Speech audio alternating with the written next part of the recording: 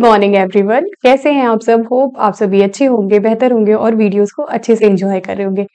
आज हम लोग जो टॉपिक स्टार्ट करने जा रहे हैं वो टॉपिक से पहले पहले मैं ये बता दूं कि हम लोग डेवलपमेंट बायोलॉजी का कुछ टॉपिक्स है जो कि इम्पोर्टेंट है और बेसिक है, जिसमें काफी क्वेश्चंस बनते हैं आपके, चाहे आप पीजीटी ले लीजिए आप या फिर टीजीटी ले लीजिए या फिर आपके कोई भी आईटी जैम गेट भी किसी भी एग्जामिनेशन में आप देखोगे तो क्लीवेज टॉपिक बहुत ही बेहतरीन टॉपिक है, जिससे क्वेश्चंस काफी बेसिक्स बनाए जाते हैं और वो आपके क्वेश्चंस इतने इजी होते हैं कि आप उसको मैचिंग में या फिल इन द ब्लैंक्स में इस तरह से क्वेश्चंस आप देखोगे कि इससे उठते हैं। तो आप लोग इसको जरूर इस टॉपिक को देखिएगा कि क्लीवेज कहाँ से कहाँ तक होता है, ये हमको पता ही नहीं होता। फर्टिलाइजेशन तो हम पढ़ लेते हैं, गैमेटोजेनेसिस हम पढ़ लेते हैं, हमें ये पता ही नहीं रहता कि क्लीवेज हम कहाँ से कहाँ तक पढ़े हैं। मॉरुला तक पढ़े हैं, ब्लास्टुला तक पढ़े, कहाँ तक हम क्लीवेज को कंप्लीट करते हैं, कहाँ तक हम क्लीवेज बोलते हैं, ये भी नहीं पता होता। क्योंकि ऐसे कई क्वेश्चंस एंट्रेंस पे बने हुए हैं कि आपको कभी कभी मैच करने के अलावा सीक्वेंस वाले क्वेश्चंस भी पुट किए गए। जैसे आईटी जैम में जो क्वेश्चंस पूछे जाते हैं वो सीक्वेंशियल क्वेश्चंस भी होते हैं कि कौन सा स्टेप किसके बाद में आता है, वो भी क्वेश्चन इस तरह से पूछा जा चुका है। तो आप लोग जरूर इस वीडियो को देखिएगा और इससे रिलेटेड जितने भी वीडियोज आएंगे डेवलपमेंट बायोलॉजी के, वो आपके बहुत काम के होंगे और बहुत से एंट्रेंस एग्जामिनेशन में आपको हेल्प करेंगे। तो चलिए वीडियो को स्टार्ट करते हैं। नोट्स और अपनी पेन को लेकर के बैठ जाइए, फिर हम लोग वीडियोस को स्टार्ट करेंगे। और जो भी पॉइंट्स आपको लगेगा कि इंपॉर्टेंट है या कुछ छूट गया है तो आप लोग नीचे जरूर कमेंट करिएगा। और आपको डेवलपमेंट बायोलॉजी में कौन सा टॉपिक नहीं समझ में आया है जिसको आप पढ़ना चाहते हैं तो आप वो जरूर बताइएगा। वैसे मैंने कोशिश की है कि आपको क्लीवेज पढ़ाऊं, ब्लास्टुला पढ़ाऊं, मॉरुला पढ़ाऊं। आप कैसे पहचानोगे कि ब्लास्टुला है या कैसे पहचानोगे कि ये गैस्टुला है, तो हर एक फेजेस का मैं छोटा छोटा कॉन्सेप्ट दूंगी। आज हम लोग सिर्फ क्लीवेज के बारे में पढ़ेंगे, थोड़ा सा उसके बारे में पढ़ने के बाद बेसिक नॉलेज के बाद हम मॉरुला ब्लास्टुला कैसा है ये सब थोड़ा थोड़ा पढ़ेंगे। इसके बाद हम लोग ये पढ़ेंगे कि यॉर्क का पैटर्न क्या है, जो लॉज हैं क्लीवेज के वो हम लोग पढ़ेंगे। 2 साइंटिस्ट के लॉज हैं तो वो हम लोग पढ़ेंगे। एग के बेसिस पे कैसे क्लीवेज होता है, तो ये सारी चीजें यहाँ डिस्कस की जाएंगी। बस आप इस वीडियो को कंटिन्यूअसली देखते रहिएगा। सीक्वेंस पे देखेंगे तो आपको हेल्प जरूर मिलेगी, क्योंकि क्लीवेज पहले क्लियर होना चाहिए, उसके बाद सभी सीक्वेंशियल जितने भी वीडियोस डाले जाएंगे आप उसको देखते रहिएगा, आपको बहुत हेल्पफुल होगा। तो चलिए वीडियो को स्टार्ट करते हैं। तो सबसे पहले हम आते हैं, बात करते हैं क्लीवेज की। क्लीवेज एक्चुअल में है क्या। क्लीवेज की जब भी बात की जाती है तो हम ये जो बोलते हैं कि क्लीवेज जो होता है वो एक्चुअल में क्या है, अर्ली डेवलपमेंट है। पर किसका, एनिमल का।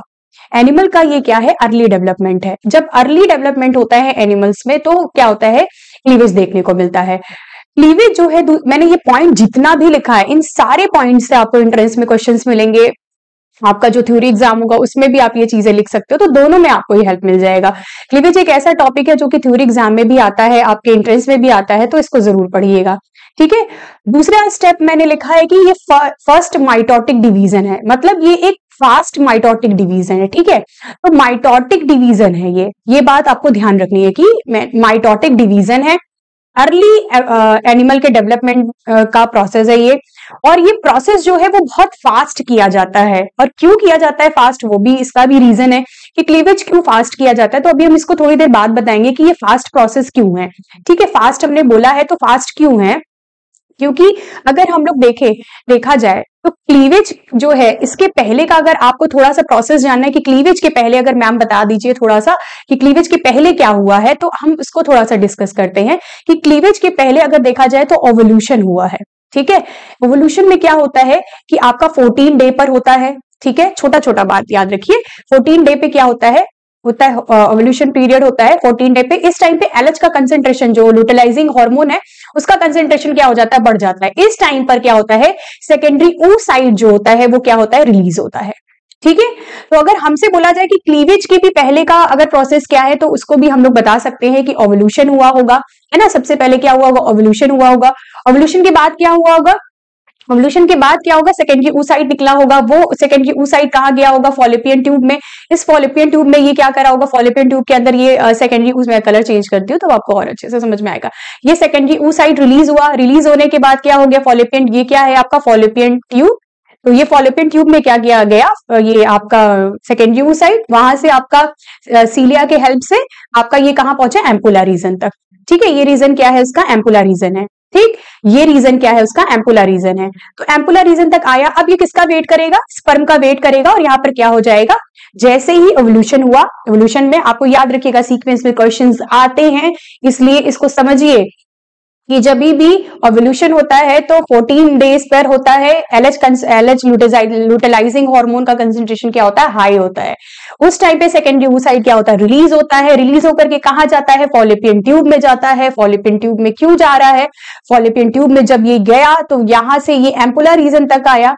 एम्पुलर रीजन तक कैसे आया वो बात अपनी जगह है, जब फर्टिलाइजेशन पढ़ते हैं तब। तो यहाँ पर सीलिया होता है, तो सीलिया के हेल्प से ये क्या होता है, लुढ़कते हुए बॉल की तरह ये यहाँ पर कहां पहुंच गया है, आपका एम्पुलर रीजन में। एम्पुलर रीजन में आकर के ये किसका वेट कर रहा है, स्पर्म का। अब ये स्पर्म का वेट कर रहा है, स्पर्म अपना कीमोटैक्टिक और थर्मोटैक्सिस मूवमेंट के थ्रू कहां पहुंचेगा, एम्पुलर रीजन में। वहां करके क्या बनेगा, वहां पर आके क्या होगा, सेकेंड स्टेप हमारा क्या होता है, फर्टिलाइजेशन। फर्टिलाइजेशन होता है, ठीक है। अब वो फर्टिलाइजेशन होगा, आपका स्पर्म आ गया अपना गैमेट लेकर के, ठीक है, और इसका फीमेल का भी अपना गैमेट है, दोनों फ्यूज हुए तो क्या बन गया, जाइगोट बन गया। अब क्या हो गया, अब यहां पर हमने क्या देखा, जाइगोट का फॉर्मेशन हो गया। मतलब जो पहला स्टेप, क्लीवेज के भी जो पहले स्टेप है वो क्या है, आपका ओवल्यूशन, जो कि 14 डेज पे देखने को मिलता है, और फर्टिलाइजेशन उसके बाद वाला स्टेप। तो ये बात को भी ध्यान रखिएगा, कभी कभी ये नहीं समझ में आता कि इसके पहले या इसके बाद वाला स्टेप क्या है। तो होपफुली आपको ये क्लियर हुआ होगा कि ओवल्यूशन जो है उसके बाद आपका फर्टिलाइजेशन, देन हम बोलेंगे कि क्लीवेज हुआ है। तो पहला, दूसरा, फिर थर्ड स्टेप आपका क्या है, क्लीवेज। फर्टिलाइजेशन के बाद, ठीक है, क्लीवेज होगा, ये चीज दिमाग में रखिएगा। अब क्लीवेज हम कराते क्यों हैं, फास्ट क्यों बोलते हैं, उसका भी रीजन है, क्योंकि कई रीजन है। तो यहां पर क्या होगा कि फॉलिपियन ट्यूब में क्या होता है, उसकी जो फॉलिपियन ट्यूब होता है वो फ्लेक्सिबल नहीं होता है, उसकी साइज, उसका वो रिजिड होता है, ठीक है, उसका ट्यूब जैसा स्ट्रक्चर है। तो यहाँ पर क्लीवेज बहुत फास्ट इसीलिए कराया जाता है, बहुत से रीजन है, उसमें ये भी रीजन है कि आपका क्लीवेज इसलिए फास्ट भी कराया जाता है क्योंकि फॉलिपियन ट्यूब की साइज क्या होती है, फिक्स होती है। और अगर वहां पर हम फास्टली ये चीज नहीं कराएंगे तो क्या होगा, सेल की साइज वहां पर ग्रो कर अगर बढ़ना चालू हो जाएगी तो क्या होगा, प्रॉब्लम क्रिएट हो जाएगा। तो वहां पर एक्टोपिक प्रेगनेंसी होने के चांसेस बढ़ जाते हैं। तो इसीलिए यहाँ पर क्या किया जाता है, जब आप यूट्रस में बोलते हैं तो यूट्रस में आप जानते हैं कि स्मूथ मसल सेल्स होती हैं, ये फ्लेक्सिबल होता है। तो इसलिए यहाँ पर बाकी जब तक यहाँ पर किया आपने क्लीवेज किया, फिर उसके बाद यहाँ पर ये यूट्रस में आता है, और यहाँ पर आगे के क्या होते हैं, आगे के प्रोसेस जितने भी होते हैं वो यहाँ पर देखने को मिलता है। तो ठीक है, बहुत से रीजन है, उसमें से ये भी रीजन है कि एक्टोपिक प्रेगनेंसी ना हो जाए, तो इसलिए भी, और बाकी सारे रीजन की वजह से भी हम यहाँ पर क्या करते हैं, फॉलिपियन ट्यूब में आपका क्या होता है, ना हो जाए, इसलिए ये फास्ट प्रोसेस है। तो फास्ट माइटोटिक डिवीजन होता है, हमेशा याद रखिएगा। अर्ली एनिमल के डेवलपमेंट में रोल प्ले करता है क्लीवेज, ठीक है। फास्ट माइटोटिक डिवीजन है, फास्ट होगा, फास्ट क्यों होगा, मैंने एक रीजन आपको बताया कि एक्टोपिक प्रेगनेंसी ना हो जाए, फॉलिपियन ट्यूब जो है उसकी साइज रिजिड है। तो यूट्रस में इसको जैसे ही हम क्लीवेज की बात करेंगे तो हमें पता रहता है कि जब हम जाइगोट के बाद क्या बनाते हैं, ब्लास्टोमियर, तो ब्लास्टोमियर से लेके मोरुला तक हम क्लीवेज करवाते हैं, ठीक है। तो वहां तक की बात करेंगे, तब तक हम यहाँ पर इस चीज को डिस्कस करेंगे, ठीक है। तो आगे हम अभी इसको पढ़ाते हुए हम लोग आगे फिर से एक बार बता देंगे कि क्यों होता है। फास्ट माइटोटिक डिवीजन है ये, ठीक है। दूसरी बात याद रखिएगा कि इसमें गैप फेज क्या होता है। आपने बोला कि फास्ट होता है, आपने बोला कि फास्ट होता है, तो फास्ट कैसे होगा, फास्ट होगा तो आप जानते हैं कि सेल साइकिल का फेजेस G1 होता है, S होता है, G2 होता है और M फेज है। नॉर्मल सेल साइकिल इसी चार ये जो फेजेस है, इसमें कुछ इंटरफेजेस है, ये तीनों क्या है, इंटरफेजेस है, इंटरफेज, और ये क्या है आपका एम फेज। तो ये जो फेजेस हैं इसमें से आपको पता है G1 फेज 11 घंटा लेता है, S phase approx 4 our, G2 जो है वो 8 आवर। ये चेंजेस होते रहते हैं, ये मत सोचिएगा कि हाँ ये फिक्स ही बताया जा रहा है, ये चेंजेस होते हैं। बस आपको ये पता होना कि चाहिए कि G1 और जो G2 है ना, इसमें बहुत ज्यादा टाइम लगता है, ठीक है, as a comparative to S और M, क्योंकि उसमें 4 घंटे है S में और M में 1 घंटा है।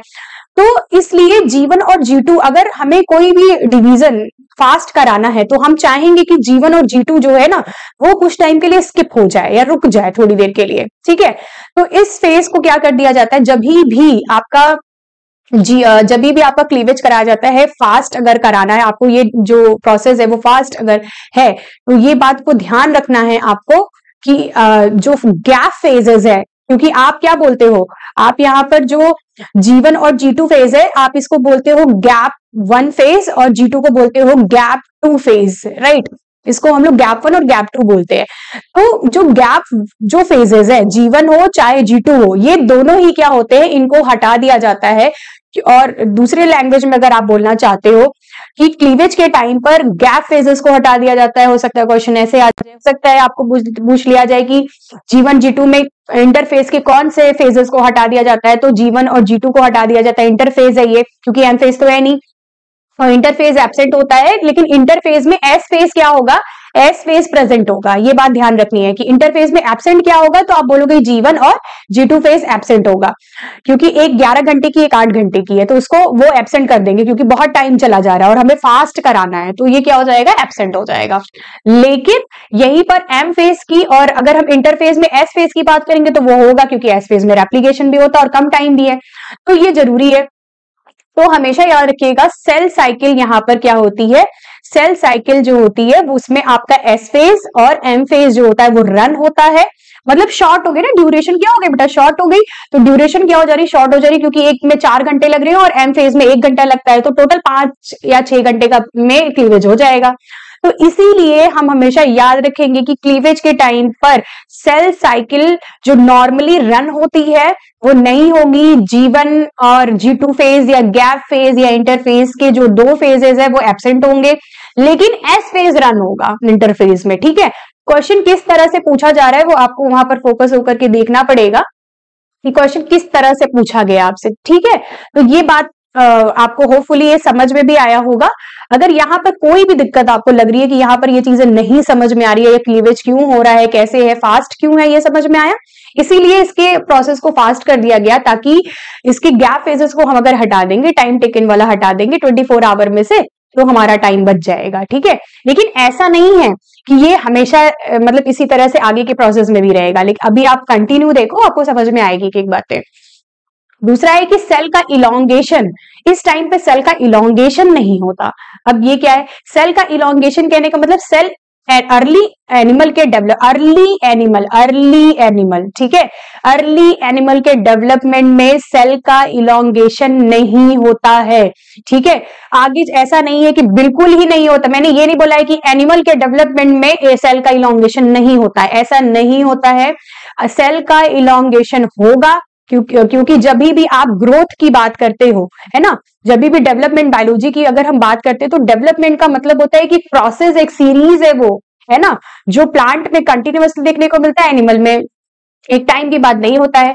तो ग्रोथ का मतलब है कि आपका सेल की साइज का भी बढ़ना, सेल डिवीजन होना और सेल का इलोंगेशन होना, दोनों होता है। ठीक है, सेल इलोंगेट भी करेगी और सेल डिवाइड भी करेगी, तो दोनों होता है। तो सेल ग्रोथ के टाइम पर यहाँ पर जो ग्रोथ होगी उसमें क्या आपको देखने को मिलेगा यहाँ पर कि आपका जो सेल का इलोंगेशन है वो कुछ टाइम के लिए, जब तक क्लीवेज होगा तब तक सेल का इलोंगेशन नहीं होगा, क्योंकि क्लीवेज जो है वो कब तक होता है, पहले तो यही क्लियर कर देते हैं कि क्लीवेज कब तक होता है। ठीक है, क्लीवेज की जब भी बात करेंगे तो हमने अभी क्या बोला कि पहले ओवुलेशन हुआ, ओवुलेशन हुआ 14 डे पे, उसके बाद गैमेट्स आए तो फर्टिलाइजेशन हुआ। ठीक है, अभी हम लोग आगे स्टेप देखेंगे। फर्टिलाइजेशन के बाद क्या होगा, क्लीवेज होगा। ठीक है, तो क्लीवेज कब तक होगा, अभी मैं पीछे ही करके दिखाई देती हूँ आपको। देखिए यहाँ पर क्या है आपको दिख रहा है, मैंने इसके पहले आपको बता दिया ओवुलेशन होता है। तो फर्टिलाइजेशन में आप देख रहे हो स्पर्म और ओवा मिल करके क्या बना रहे हैं, 2n जाइगोट बन रहा है, डिप्लॉइड। ठीक है, अब यहाँ पर क्या बनेगा आगे चल के, ब्लास्टोमियर। ठीक है, एक सेल से क्या बन रही है, 2 सेल बनेगी, और ये दोनों सेल की साइज जो है वो दोनों सेल की साइज जो होगी वो बिल्कुल सेम होगी। ठीक है, ये सेल डिवाइड किया 1 सेल से 2 सेल, तो 2 सेल स्टेज बोल रहे हैं, ब्लास्टोमियर बना, तो ब्लास्टोमियर बना, तो ये सेम आप देखो साइज जो है बिल्कुल सेम है।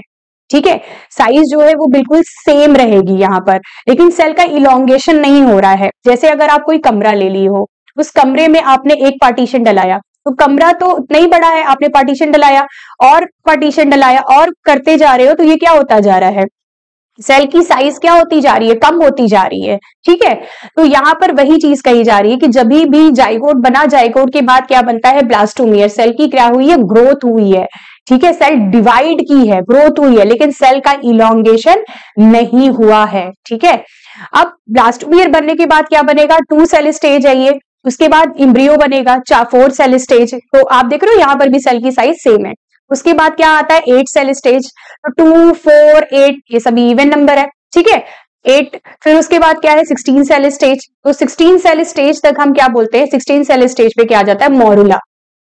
तो जब भी ब्लास्टोमियर से लेकर के आपने फर्स्ट वाला स्टेप जाइगोट बना तो वो स्टेप फर्टिलाइजेशन है, उसके पहले का स्टेप अगर जानना चाहते हो तो ओव्यूलेशन है कि सेकेंडरी oocyte रिलीज हुआ होगा, आगे जो मैंने प्रोसेस आपको बताया, राइट। लेकिन यहाँ पर ब्लास्टोमियर से लेकर के मोरुला तक बनने के प्रोसेस को हम क्या कहते हैं, क्लीवेज बोलते हैं। और ये हमारा अर्ली एम्ब्रियोनिक डेवलपमेंट है, मतलब अर्ली एनिमल का डेवलपमेंट आपको देखने को यहाँ पर क्लीवेज के टाइम पर मिल रहा है, ठीक है।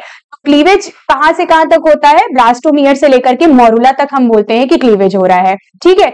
अगर क्लीवेज होगा तो आपको ये तो पता चल गया ना कि हम बस ये पढ़ लेते हैं कि ब्लास्टोमियर बना, एम्ब्रियो बना, 8 सेल आई, मोरुला आया, ब्लास्टुला आ गया, फिर गैस्ट्रुला आ गया, लेकिन हमको ये नहीं पता होता है कि जाइगोट के बाद, जाइगोट फर्टिलाइजेशन के बाद जाइगोट जो बना उसके बाद जो भी स्टेप हम मोरुला तक बोलते हैं वो हमारा क्या होता है, क्लीवेज होता है, ठीक है। तो ये आपको होपफुली समझ में आया होगा, आगे भी हम लोग डिस्कस करेंगे अभी, ठीक है। तो आपको समझ में आया कि हम लोगों ने क्या बोला कि क्लीवेज कब तक होता है, जब तक ब्लास्टोमेर। तो यहाँ पर आपको ध्यान से, अगर आप ध्यान से देखो तो यहाँ पर सेल की साइज क्या हो रही है, सेल की साइज रिड्यूस होती है। जब भी क्लीवेज होता है तो सेल की साइज कम हो जाती है, क्योंकि वही कमरे वाली बात है कि आपने एक कमरा है उसमें पार्टीशन कराते जा रहे हो, 1 रूम बनवाओ, 2 रूम बनवाओ, 3 रूम बनवाओ, तो सेल की साइज छोटी होती जा रही है।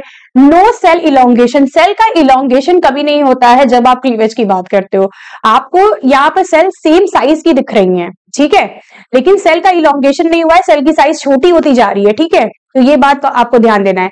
तीसरी सबसे बड़ी बात, सबसे ज्यादा इंपॉर्टेंट है कि nucleus upon cytoplasm, nucleus upon cytoplasm का जो रेशियो है वो इंक्रीज करता जा रहा है, साइज कम होती जा रही है, रेशियो इंक्रीज करता जा रहा है।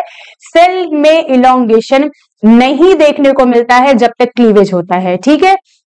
अब आते हैं लास्ट, जो इसका जो मेन है ये चीज, ये हम लोग डिस्कस करेंगे कि जो सिंक्रोनस, ये जो ग्रोथ हो रही है इस ग्रोथ को कहेंगे क्या, ठीक है। ये ग्रोथ किस टाइप की, क्लीवेज के टाइम पर हमें किस तरह की ग्रोथ देखने को मिलती है। आप यहाँ सब देख रहे हो इवन नंबर है, 2 4 8 16, ठीक है। कभी 2 सेल स्टेज है जब तक आप ब्लास्टोमियर बोल रहे हो, फिर 4 सेल स्टेज है जब आप एम्ब्रियो बोल रहे हो, फिर 8 सेल स्टेज। ये जो ब्लास्टोमियर यही सारी सेल्स है, ठीक है, 8 सेल में। फिर मोरुला में आप जाके 16 सेल, वैसे हम लोग बोलते हैं कि 8 से लेके 16 सेल स्टेज तक मोरुला ही है, ठीक है। तो मोरुला में आप अभी देख रहे हो यहाँ पर जो सेल्स है वो डिवाइड की, फिर यहाँ पर क्या हुआ, ये जो ब्लास्टोमियर है ये पूरी सॉलिड बॉल लाइक स्ट्रक्चर बना लेती है, तो उसको हम लोग मोरुला कहते हैं, 16 सेल स्टेज, राइट। आप मोरुला की बात करोगे तो मोरुला जो हम लोग आगे डिस्कस करेंगे, जब नेक्स्ट वीडियो में मोरुला अलग बताएंगे, आपको ब्लास्टो अलग पढ़ाएंगे, सब अलग अलग करके बताएंगे। तो ये जो आपको क्लीवेज के टाइम पे ये जो ग्रोथ हुई है ना, ये ग्रोथ है सिंक्रोनाइज्ड ग्रोथ, या इसी को हम कहते हैं आइसोमेट्रिक ग्रोथ, ठीक है। आइसोमेट्रिक क्यों, क्योंकि इसमें जो सेल की साइज है वो सेम है, शेप जो है वो सेम है, इसीलिए आइसोमेट्रिक ग्रोथ, ठीक है। और ये जो सिंक्रोनाइज बोल रहे हैं, सिंक्रोनाइज कहने का मतलब है कि यहाँ पर जो आपका इवन नंबर आपको देखने को मिल रहा है 2 4 8 16, ये इवन नंबर है। तो सिंक्रोनाइज्ड ग्रोथ या सिंक्रोनाइज क्यों बोला, क्लियर है आपको। सिंक्रोनाइज इसलिए हम बोल रहे हैं, सिंक्रोनाइज हमने क्यों बोला, सिंक्रोनाइज हम इसलिए बोलते हैं कि वहां पर इवन नंबर देखने को मिल रहा है, और इसी ग्रोथ को हम आइसोमेट्रिक ग्रोथ के नाम से भी जानते हैं। आइसोमेट्रिक मतलब कि सेम शेप सेम साइज, ठीक है, जो आपको क्लियरली देखने को मिल रहा है, इक्वल ग्रोथ हो रही है, ठीक है, और इक्वल साइज है, उसकी ग्रोथ भी इक्वल है और साइज भी इक्वल है, तो उसको हम सिंक्रोनाइज्ड या आइसोमेट्रिक ग्रोथ के नाम से जानते हैं। तो ये बात ध्यान रखिएगा, कभी कभी पूछ लेगा कि क्लीवेज के टाइम पर, ये बड़ा इंपॉर्टेंट है, ठीक है, क्लीवेज के टाइम पर सिंक्रोनाइज्ड ग्रोथ होती है कि आइसोमेट्रिक ग्रोथ होती है, क्योंकि ग्रोथ के भी बहुत ढेर सारे टाइप होते हैं, तो ये बात को आपको दिमाग में रखना है, ठीक है। दूसरी बात आते हैं, ये तो क्लियर हो गया, न्यूक्लियस अपॉन साइटोप्लाज्म का रेशियो इंक्रीज होगा, सेल का इलोंगेशन एब्सेंट होता है क्लीवेज के टाइम पे, सेल की साइज जो होती है वो डिक्रीज करती है। दूसरी बात की यहाँ पर कोई जाइगोटिक जीन का एक्सप्रेशन नहीं होता है, जब भी आप क्लीवेज कराते हो तो कोई भी जाइगोटिक जीन का एक्सप्रेशन नहीं देखने को मिलता है। जाइगोटिक जीन का एक्सप्रेशन जब मैटरनल और पैटर्नल एक्सप्रेशन आपको देखने को मिलने लगता है, तो आपको वो अर्ली ब्लास्टुला में आपको देखने को मिलेगा, जब एमबीटी आता है, मिड ब्लास्टुला ट्रांजिशन फेज, तो वहां पर हम लोग ये चीजें देखते हैं, ये हम आगे डिस्कस करेंगे। दूसरी बात है, यहाँ जो डीएनए है वो पैसिवली रहता है, रिमेन पैसिव, ठीक है, पैसिव रहता है। तो ये सारी बातें आपको दिमाग में ये चीजें रहनी चाहिए कि हम कब क्या बोलते हैं। मतलब मुझे तो लगता है कि आपको ये चीजें क्लियर हो गई होंगी कि हम क्लीवेज के टाइम पे क्या क्या इंपॉर्टेंट पॉइंट को क्या रखें, याद रखें, क्योंकि क्लीवेज लगता है कि हाँ आ गया है बट कंफ्यूजिंग बहुत रहता है। तो होपफुली आपको समझ में आया होगा यहाँ तक। अब आते हैं क्लीवेज हमारा, तो पहला स्टेप क्या हो गया, ओवल्यूशन, है ना। ठीक है, कब हुआ हमें पता है, 14 डे पे एलएच का कंसंट्रेशन हार्मोन का इंक्रीज होता है, तो उस टाइम पे सेकेंडरी oocyte रिलीज होता है। दूसरा हमने पढ़ा फर्टिलाइजेशन, है ना। और तीसरा हमारा क्या हो गया, क्लीवेज। ठीक है, क्लीवेज कब तक हुआ हमें पता चल गया, मॉरुला तक। ठीक, अब आगे देखते हैं आगे क्या होगा यहाँ पर। अब आते हैं थोड़ा थोड़ा मॉरुला क्या है, कैसे है, ये भी हम लोग डिस्कस कर लेते हैं। तो जाइगोट बन गया, जाइगोट से 2 सेल बनी, ठीक है, एक सेल से 2 सेल बनी, ठीक है, डिवाइड हुई 2, इसको हम लोग ब्लास्टोमियर कहते हैं, और ये 2 सेल स्टेज है। ठीक है, अब इसके बाद इम्ब्रियो बना जो कि 4 सेल स्टेज है, 8 सेल स्टेज। उसके बाद आता है मॉरुला जो कि 16 सेल स्टेज है। यहां पर बिल्कुल अगर आप ध्यान से देखो तो कहीं से भी सेल खुली नहीं है, बिल्कुल सॉलिड बॉल लाइक स्ट्रक्चर है। The solid ball like structure आपको किसमें देखने को मिलता है, मॉरुला में। तो 16 सेल स्टेज में ये जो ब्लास्टोमियर है पूरी तरह से क्या होता है, पैक कर देता है इसको, पूरी सेल को। तो ये पूरा का पूरा क्या है, मॉरुला स्टेज जो है वो सॉलिड बॉल लाइक स्ट्रक्चर देखने को हमें मिलता है। आगे चल के हम ये भी जानेंगे कि जो मॉरुला है उसमें भी थोड़ा थोड़ा चेंजमेंट हम लोग देखेंगे कि कभी गैप जंक्शन है कहीं पर, ये जो चीजें जो ब्लास्टोमियर पूरी तरह से पैक किया है, यहाँ पर सेल एडिशन मॉलिक्यूल के एडहेरिन का बहुत इंपॉर्टेंट रोल है, टाइट जंक्शन का इंपॉर्टेंट रोल है, गैप जंक्शन का इंपॉर्टेंट रोल है। तो वो हम लोग आगे डिस्कस करेंगे, बस थोड़ा थोड़ा अभी के लिए जानिए, बेसिक पढ़ाया जा रहा है। तो बेसिकली हमको ये पता चल जाए कि मॉरुला कैसे पहचानेंगे या हम कैसे गैस्ट्रुला पहचानेंगे, बस इतना ही अभी इस वीडियो में। ठीक है, उसके बाद यहाँ पर क्या हो रहा है, ये कॉम्पैक्शन शो कर रहा है, मॉरुला एक कॉम्पैक्शन शो कर रहा है यहाँ पर। तो यहाँ पर सेल कॉम्पैक्ट हो गई, कॉम्पैक्शन शो कर रहा है। आगे चल के ब्लास्टुला, यहाँ पर क्या हो जाता है, ब्लास्टुला जब बनता है तो ब्लास्टुला के टाइम पर आपको क्या देखने को मिलेगा कि ब्लास्टुला में जो ये ब्लास्टोमियर है, ये किनारे या ब्लास्टोमियर या ये सेल्स कहाँ चली जाती है, किनारे पे चली जाती है। जिससे आप मान लीजिए ग्रुप में खड़े हैं बिल्कुल बीच में, अब किसी टीचर ने आपको बोला कि बिल्कुल किनारे किनारे खड़े हो जाइए सारे बच्चे, तो आप लोग सारे लोग किनारे किनारे खड़े हो जाएंगे, एक ही बैचमेट सारे। ठीक है, तो सारे लोग किनारे किनारे खड़े हो गए, तो बीच में क्या हो गया, गैप क्रिएट हो गया। तो फर्स्ट टाइम हमको ब्लास्टुला के टाइम पर हम ब्लास्टुला कैसे, मॉरुला कैसे पहचानेंगे, solid ball like structure. Blastula कैसे पहचानेंगे कि जो पहली बार हमको क्या देखने को मिलता है, कोई कैविटी देखने को मिलती है, ब्लास्टोसील कैविटी जिसको बोलते हैं। तो ये कैविटी जो है फर्स्ट टाइम आपको कब देखने को मिलती है, जब ब्लास्टुला होता है। और जो सेल किनारे पे चली गई है वो ब्लास्टोडर्म है, या ब्लास्टोमियर जो है वो आपकी किनारे पे चली गई है, तो इसको हम लोग ब्लास्टोडर्म। अब ये आगे चल के ये जो हम लोग बात आगे डिस्कस करेंगे, क्या थोड़ा सा बता ही दे रहे हैं। ठीक है, ब्लास्टोडर्म आगे चल के क्या बनाता है, ट्रोफोब्लास्ट। ठीक है, ठीक है, जब चैप्टर पे आएंगे तो बताएंगे ट्रोफोब्लास्ट। अब ये ट्रोफोब्लास्ट क्या करता है, ये जो मदर का जो इंडोमेट्रियम लेयर है, जब हम यूट्रस की बात करेंगे तो ये इंडोमेट्रियम लेयर से क्या करता है, अटैच होने का काम करता है, और इन फ्यूचर ये क्या बनाता है, प्लेसेंटा। ठीक है, ये क्वेश्चन सीएसआईआर में भी बना हुआ था कि ट्रोफोब्लास्ट जो है वो क्या बनाता है। और यहाँ पर ये जो है ब्लास्टोडर्म, ये इसकी क्या है, आउटर लेयर है। तो आउटर लेयर क्या बना रही है, ब्लास्टोडर्म बना रही है। ठीक, और इनर, यहाँ पर आपको एक इनर लेयर दिख रही होगी, ये क्या है, इनर लेयर। इनर लेयर क्या बनाती है, इनर सेल मास, और ये इनर सेल मास के आगे चल के बनाता है इम्ब्रियो। ठीक है, ये बात याद रखिएगा। तो इम्ब्रियो बनाता है इनर सेल मास, और ब्लास्टोडर्म क्या बनाता है, ट्रोफोब्लास्ट, जो कि प्लेसेंटा आगे चल के बनाएगा। तो ये इम्ब्रियो ब्लास्ट बनाता है या आगे चल के इम्ब्रियो बनाता है, तो inner cell mass embryo blast या इम्ब्रियो बनाता है। ब्लास्टोडर्म आगे चल के ट्रोफोब्लास्ट आगे चल के आपका प्लेसेंटा। ठीक, अब ये जो बीच में कैविटी देखने को मिल रही है, कैविटी क्या है, ब्लास्टोसील कैविटी। ठीक है, ये है आपकी जो कैविटी। फर्स्ट टाइम आपको कैविटी अगर देखने को मिल जाए तो समझ जाओ कि ब्लास्टुला फेज आ गया है। ठीक है, अब यहाँ पर क्या है, इसीलिए मैंने बोला कैविटेशन। ठीक, आगे चल के ये क्या बनाएगा, अब आगे नेक्स्ट जो स्टेप आएगा वो होगा गैस्ट्रुला, जहां पर आपको फर्स्ट गैस्ट्रुला की सबसे बड़ी पहचान है कि पहली बार सेल में मूवमेंट होने जा रहा है, सेल अब मूवमेंट शो करने जा रही है, इसीलिए इसको सेलुलर मूवमेंट भी बोलते हैं। सेलुलर मूवमेंट ऑफ गैस्ट्रुला आपने सुना होगा। ठीक है, कई तरह से मूवमेंट होते हैं, इन्वेजिनेशन, इन्वोल्यूशन, इंग्रेशन, डीएमिनेशन, तो कई तरह से आपको इस तरह से देखने को मिलते हैं। पर गैस्ट्रुला की पहली, गैस्ट्रुला जहां पर सेल क्या करने जा रही है, पहली बार मूव करने जा रही है, डिफ्रेंशिएट करने जा रही है, तो गैस्ट्रुला फेज उसको बोलते हैं। तो गैस्ट्रुला में क्या है, गैस्ट्रुला जो है उसको पहचानेंगे कैसे, गैस्ट्रुला में पहली बार अगर आप डिप्लोब्लास्टिक ऑर्गेनिज्म है तो जो 2 जर्म लेयर का फॉर्मेशन होगा। अगर ट्रिप्लोब्लास्टिक एनिमल है तो आपका 3 जर्म लेयर का फॉर्मेशन होगा। तो फर्स्ट टाइम जो जर्म लेयर का फॉर्मेशन होता है वो कब होता है? गैस्ट्रुला के टाइम पर। ठीक है, गैस्ट्रुला के टाइम पर हमें 3-4 बातें एकदम अच्छे से याद रखनी है कि गैस्ट्रुला वो फेज है जहां पर सेल पहली बार मूवमेंट शो करने जा रही है। गैस्ट्रुला वो फेज है जहां पर पहली बार, अगर हम डिप्लोब्लास्टिक है तो 2 जर्म लेयर बनेंगी, एक्टो और इंडो। और अगर ट्रिप्लोब्लास्टिक ऑर्गेनिज्म है तो एक्टो, मीजो और इंडो, ये तीनों बनना चालू हो जाएंगी ट्रिप्लोब्लास्टिक ऑर्गेनिज्म में। तो 3 जर्म लेयर ट्रिप्लोब्लास्टिक में, 2 जर्म लेयर डिप्लोब्लास्टिक में, डिपेंड ऑन कि वो ट्रिप्लो है कि डिप्लो है। तो यहां पर ये याद रखिएगा कि गैस्ट्रुला में हमें जर्म लेयर का फॉर्मेशन देखने को मिलता है। दूसरी बात कि यहाँ पर हमें एक कैविटी देखने को मिलती है, यहाँ हमने मेंशन नहीं किया है क्योंकि हमें अलग से भी गैस्ट्रुला पढ़ाना है। इसको हम कहते हैं आर्केंट्रॉन कैविटी। आर्केंट्रॉन कैविटी, ठीक है। ये आर्केंट्रॉन कैविटी जो है, ये जो कैविटी बनी हुई है आर्केंट्रॉन कैविटी, ये आगे चल के फ्यूचर गट बनाती है हमारा। ठीक है, तो आर्केंट्रॉन कैविटी क्या कब हमें देखने को मिलती है? जब गैस्ट्रुला, क्योंकि सेल क्या है, सेल अंदर की तरफ आपको धंसती भी नजर आ रही है। ठीक है, जैसे मान लीजिए कोई बैलून है, उस बैलून में अगर आपने उंगली डाला तो बाहर की जो एक्टोडर्म है वो क्या हो रही है? अंदर जा रही है। जो बाहर की एक्टोडर्म है वो क्या हो रही है? अंदर जा रही है। तो ये जो आपको पहली बार क्या, जो अंदर अगर उंगली डालोगे तो यहाँ पर इस तरह से स्ट्रक्चर दिखेगा, तो ये कहलाता है ब्लास्टोपोर। वो ब्लास्टोपोर आगे चल के एनस बना रहा है कि माउथ बना रहा है, वो अलग कॉन्सेप्ट है। ठीक है, तो ये ब्लास्टोपोर। तो ब्लास्टोपोर कह रहे हैं क्योंकि पोर क्रिएट हुआ है। इस प्रोसेस को क्या कहते हैं? पिंच किया है ना आपने, एक बैलून में अगर उंगली डाले हो तो पिंच किया है आपने ना, पिंचिंग इन मैकेनिज्म यहाँ पर हमको देखने को मिलता है ब्लास्टुला में। ठीक है, और आगे चल के पढ़ेंगे इन बोली, ईपी बोली क्या है वो अलग से हम लोग पढ़ेंगे। ठीक है, तो ये बात ध्यान रहेगा आपको कि ब्लास्टोपोर जो है वो क्रिएट होता है। 3-4 बातें याद रखना है कि फर्स्ट, पहली बार जर्म लेयर का फॉर्मेशन हमको देखने को मिलेगा, ecto, meso, endo, depend on कि ये ट्रिप्लो है कि डिप्लोब्लास्टिक है।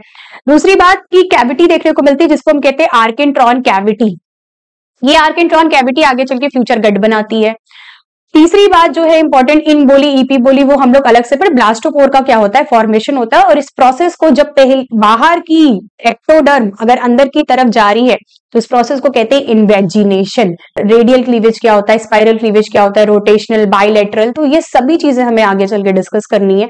किसके अंदर कौन आता है ये सब हम लोग आगे डिस्कस करेंगे। तो होपफुली आपको वीडियो अच्छा लगा होगा। एक बार उसको जरूर से ध्यान से रिवीजन करिएगा, कॉपी पेन लेकर के बैठ करके खूब अच्छे से इसको रिपीट करिएगा ताकि आपको ये चीजें हेल्प करे। दोबारा आपको कभी क्लीवेज से रिलेटेड मुझे नहीं लगता कि प्रॉब्लम क्रिएट होगी क्लीवेज से रिलेटेड टॉपिक में। तो आप लोग इसके आगे वाला वीडियो का वेट करिएगा और नेक्स्ट वीडियो के लिए हम लोग जरूर इसको आगे कंटिन्यू करेंगे, डेवलपमेंट बायोलॉजी के जो इंपॉर्टेंट टॉपिक्स। तो आप लोग जरूर इसको देखिएगा और जो भी टॉपिक आपको लगता है वो आप जरूर कमेंट बॉक्स में हमें जरूर लिख के भेजिएगा। जय हिंद, जय भारत।